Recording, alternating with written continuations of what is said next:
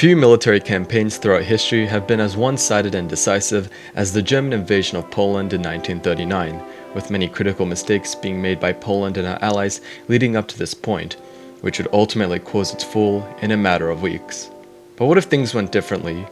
I've been recently watching a lot of Binkov's Battlegrounds videos, specifically the modern day Poland vs World War II Germany video, and it got me thinking, could the modern day Polish army go head to head with the 1939 invasion in Hoi4? Because in this video, I will be supercharging Poland with max research and an accurate modern day division count to see if they can defend their nation once more. So guys, it's 1939 and you know what that means. It is Danzig or war. So, I'm gonna begin giving the Polish all their modern equipment because right now I've just let them do the standard research where I'm gonna update all their divisions, all their equipment, make their actual army size somewhat historical to, well, how the modern day Polish army is, and we'll see how they fare. Let's do this. Okay, and here we are. Welcome to 1939. I have finished setting everything up and we are just about ready for war. So, one thing that's probably going to be noticeable is I have significantly shrunk the Polish army down. This is definitely going to be a quality versus quantity battle. So obviously these are the templates. I'm not looking for them to be super realistic, especially with the numbers like 10,000 manpower there. But I do have helicopters, motorized recon, mechanized infantry, and modern tank as well as a light tank. If you go to production over here, I haven't actually fixed anything with the production, but we do have the BMP-1. I'm pretty sure that's still the main light tank, or the IFE that is within Polish service, and obviously the Leopard 2 MBT. We have, for planes, we have the F-16 and the Su-22 Mark 1. Or I'm not sure why it says Mark 1, but it looks like there's a deficit over here, but I have updated all the statistics. For some reason it's not showing up over here, but we have 710 Leopard 2s, 1.7k BMP 1s, we have 4,000 mechanized, we have 40 helicopters, and let's see, we have 76 F-16s and 18 Su-22s. So the numbers are going to be quite limited. We are already seeing, there we go, Poland is training up units and Germany is justifying war. There we go, Germany has attacked and they are holding, but of course there are not enough units. There is simply not, and they are going to get quickly encircled. There we go, Warsaw is about to fall. We do have look at that, we do have F-16s there. Let's see how air superiority is going. Still just not enough. They're doing major damage, but it's just not enough. They may have been able to have held if they had more divisions, but right now it isn't looking good. So they're pulling back, which I think is the correct thing to do. They are still, though, they are just not exactly in the best position. Warsaw has fallen, and we should see a capitulation. There we go. That got to be record time. So let's run that back again, but this time we're going to go a bit more unhistorical, and we are going to go ahead and give Poland a lot more divisions. So let's see how that goes. Okay, and welcome back to the second round. As you can see, I have given the Poles many more divisions. So this obviously isn't going to be as historical, but we can already see they are, well, making many adjustments. They're already moving to the front line. We have, what are those? Leopard 2s on the front line. Should see new divisions being deployed. Hopefully with this, the Poles can make a better stand with their much superior equipment. Okay. The timer is ticking down. I'm going to go ahead and go to 3 speed. And let's see how these guys go up against. Have they changed the divisions? No, they haven't. That's good. So it's still mainly going to be armored divisions. There we go. They fixed the deficit. They are missing a bunch of Leopard 2s though. I'm going to see how that fares out. Hopefully though, they will. And there we go. Once again, lots of red on the front lines. But it is slowly ticking up. There we go, lots of green already. I'm interested to see what these two frigates are going to do. Probably not much, but let's see what will happen to them. Okay, so they're breaking through in the north. Pretty much every single offensive in the south, though, has stopped. Germany has made limited breakthroughs. The more that they leave Poland to this, the longer it's going to take. The easier it's going to be for the Polish to mobilize even more troops. There we go. That's F-16s in the air. How are they looking on manpower? They're looking good on manpower, not much on equipment though. Like I said, they are losing a lot of tanks.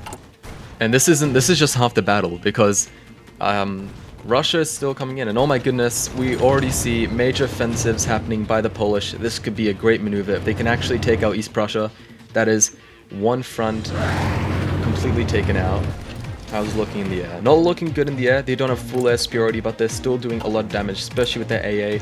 I reckon they would have a bunch of surface-to-air missiles around, just shooting down any German bombing raids that they try to do. And there we go, they're training up more units. They are losing just a bit in some areas, but for the most part the Polish are holding, and they are pushing back in Germany in some areas. There we go. Continued offensive into East Prussia. I reckon if they can just focus on this, quickly take this out, they might have a chance. Yeah, for now though, Slovakia seems to be a difficult front. How is this looking? Yeah, look at this defense, man. Wow. 1,000 defense thanks to this armored division. So this is this is modern tanks, this is Leopard 2s, BMP-1s, and a bunch of mechanized. Plus, are there helicopters in these divisions? I think it's this one that has helicopters in the template. There we go. Did they remove helicopters? They might have, but I swear there was helicopters. There we go, they're not using helicopters. Oh well. They don't seem to be too good, at least in Gotha-Dammering. Let's see the casualties. 10,000 casualties for 90k casualties. That's pretty good. I'll definitely take that. And oh my gosh, there is a massive German breakthrough happening over here. Polish simply don't have enough units. I think they're concentrating mostly on the north over here. They need to get these guys out. I think they're forced deploying some divisions just to be able to shore up the southern defenses with Slovakia. If Krakow falls, that could be a major defeat. There we go. Another offensive has just begun in East Prussia. They can take Königsberg. That is actually no, they have Memel up there. I was gonna say that would be the German army in the east cut off, but thankfully they have that port. One thing I'll say though, this is buying a lot of time for the Allies to prepare their defenses over here, which we'll have to see how it goes. I'm waiting for the justification of war to come in here. There we go, the Battle of Königsberg has begun. Polish have been pushed back, but they are advancing in other places. There we go, they're just... this guy's just gonna take a stroll into Memel. Ponzan is still holding though, despite being one of the closest cities to the German border. It is holding thanks to this armored division. These Leopard 2s are definitely going to be giving those panzers a hard time, and Königsberg has been encircled. We should see these guys getting wiped out, and that is a major defeat for Germany. There we go, Chitwell. See how casualties are looking after that. Almost 300,000 casualties in just a couple weeks, which is shocking. Ponzan has fallen. That armored division couldn't hold on forever. Massive German offensive just begun. Lots of green, but also a bit of red, which just turned green. This is looking pretty good for Poland, and they just did a counterattack in Krakow. If they can push these guys out of Krakow, this could be incredible. They're just absolutely sending it. This is not looking good for Germany at all. They are almost up to 400,000 casualties. How are we looking on air? Still not too much for air. These F-16s are... well, they're getting in kills. They're getting a lot of CAS and kills, but it's just not enough.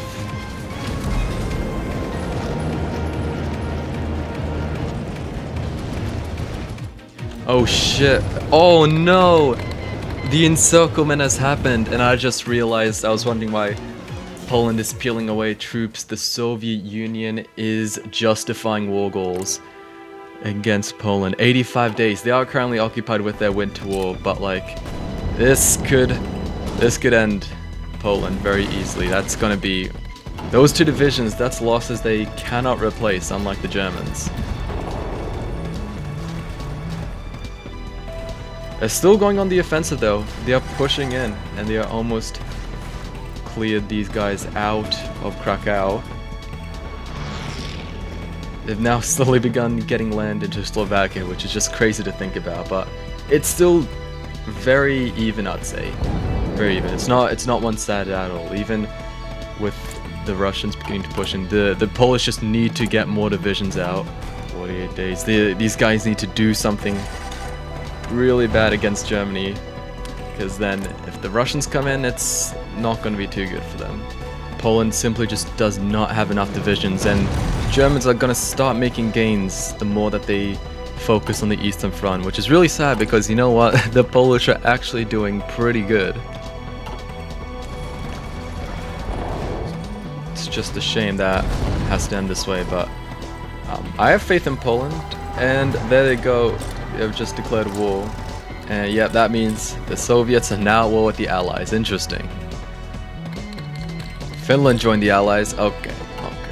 Interestingly enough though, the Polish are actually making very limited gains. Have I spoken too soon? Are they gonna take Minsk? That would be shocking.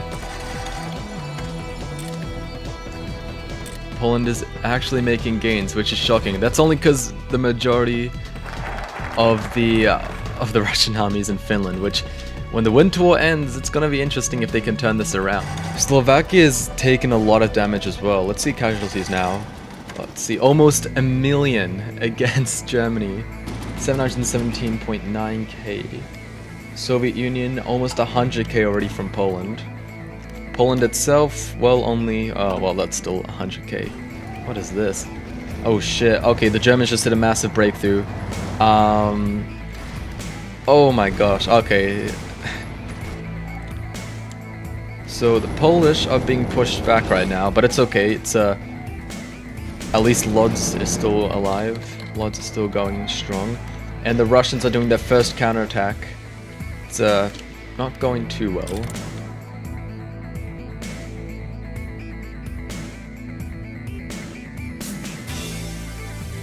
Okay, so I made the Russians peace out with Finland just to make it a bit more fair, and oh, these guys still. Okay, wait, I forgot something.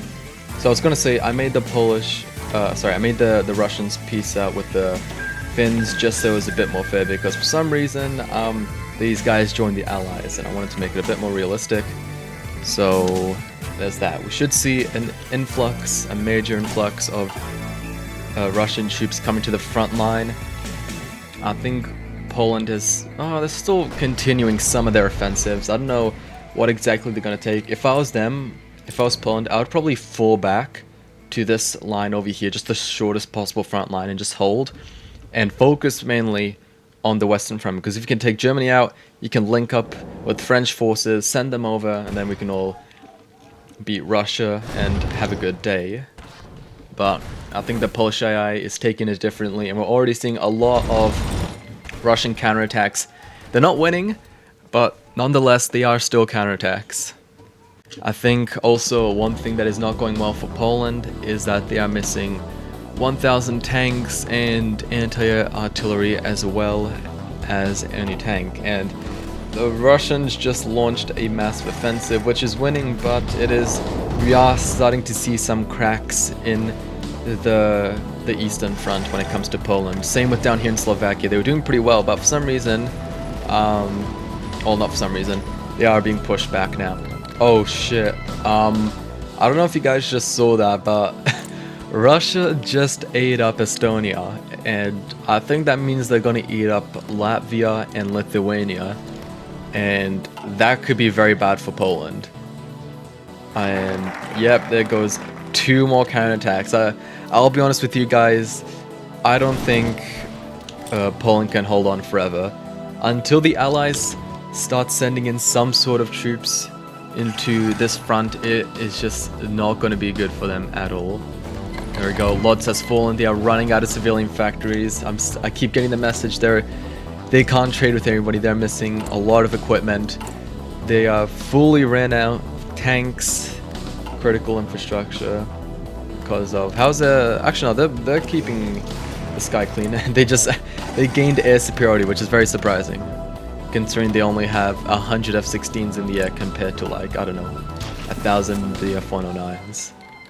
Oh my goodness, yep, we can already see this happening. They just gave up Bessarabia, Romania, and so that means that's a brand new front opened, which, to be fair, Poland seems to have under control, but probably not for long, and the Belarusians are already resisting.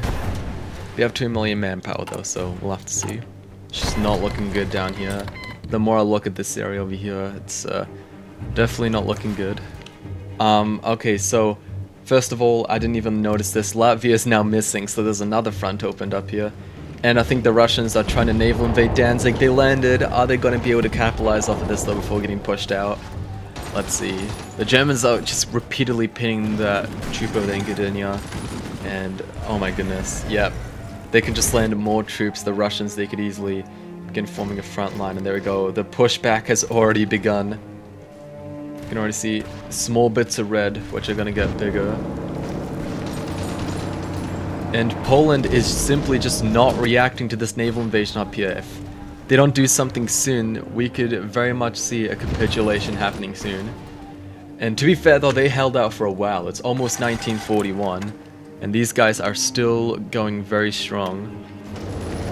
There's been pretty much no response to this naval invasion. The Russians are just going to keep landing more troops until the Polish do something. I do not know what the AI is doing, but it is definitely not awake today. I'll give it that.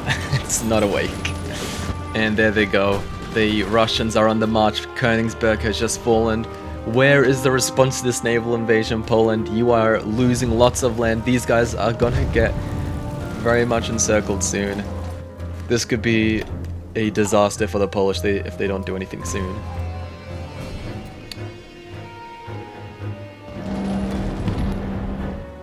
They have assigned 2 divisions. Look at that. 2 divisions to this entire naval invasion. They have troops right over here on the front line. They could just peel away some. But no, they just have to keep both fronts open. Jesus Christ. These guys are just flooding troops in. Is that more? That is another set of naval invasions. I won't lie to you guys, it might be Jova for the Polish. They did a good run, but I don't know what's wrong with them. They are just not doing no reaction. There we go. The Battle of Warsaw has begun.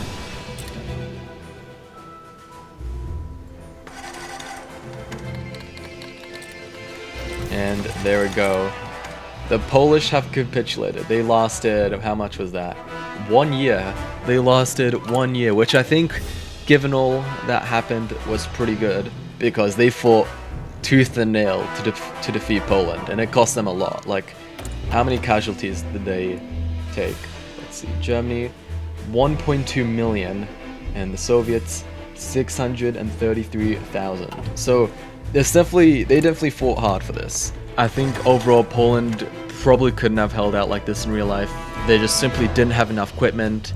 They tried to push too much into the Soviets and that ultimately failed. So, thank you so much for watching. I hope you enjoyed the video. If you do have any other recommendations for any other alternate history ideas in Hoi4, let me know, comment down below, and I will see you later.